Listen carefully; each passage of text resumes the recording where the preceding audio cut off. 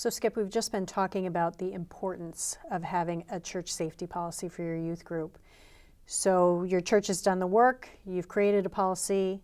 Now how do you go about enforcing it?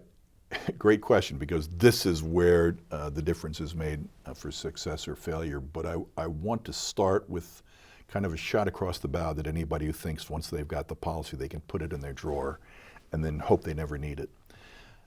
Before I was a seminarian, a youth minister, a senior minister, a Youth Ministry Institute director, I was a litigator in Washington. And I did my fair amount of professional liability litigation, including representing or handling claims against schools. It's a good thing to have a policy, better than not to have a policy. But it's almost worse to have a policy you don't follow than no policy at all.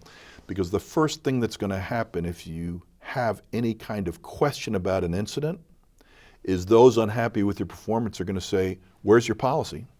And did you follow it?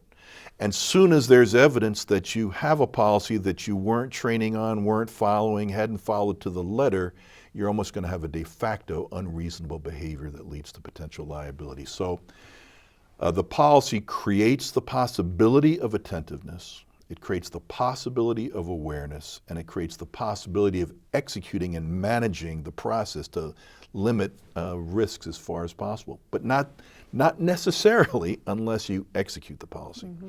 Executing the policy has to include at least the following. It has to include regular, thoughtful training of your supervisors of the policy itself.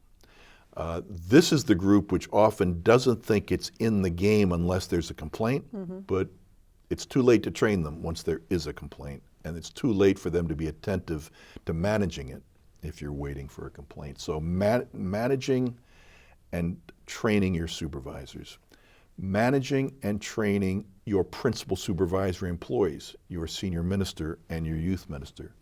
It is not adequate to simply train your frontline people who work with children and then set and forget and lie back waiting for the next training session.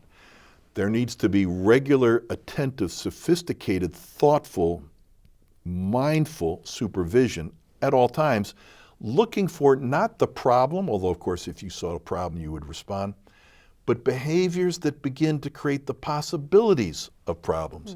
The little boundary violations that are not offensive in themselves, but are the kind that open the door for a progression to activities that are quite serious and quite harmful. There is a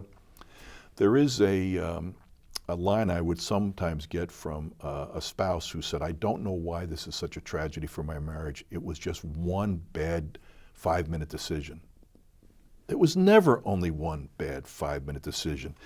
Sexual misconduct usually looks like a downhill stream where 20 bad decisions were made upstream that created the possibility of the tragedy downstream. And supervision from your senior minister, your youth minister, your deacons, your supervisory board, so that you stop the behaviors upstream before they can become damaging behaviors downstream is critical.